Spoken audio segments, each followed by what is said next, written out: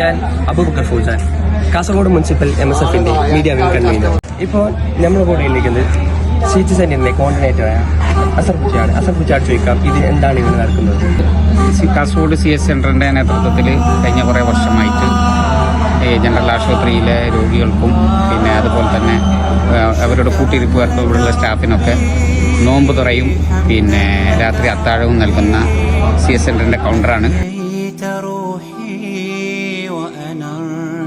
കഴിഞ്ഞ വർഷവും ഈ വർഷവും ഞങ്ങളുമായി സഹകരിക്കുന്നത് കാസർഗോഡ് നിയോജകമണ്ഡലം ദുബൈ KMCC കമ്മിറ്റിയാണ്.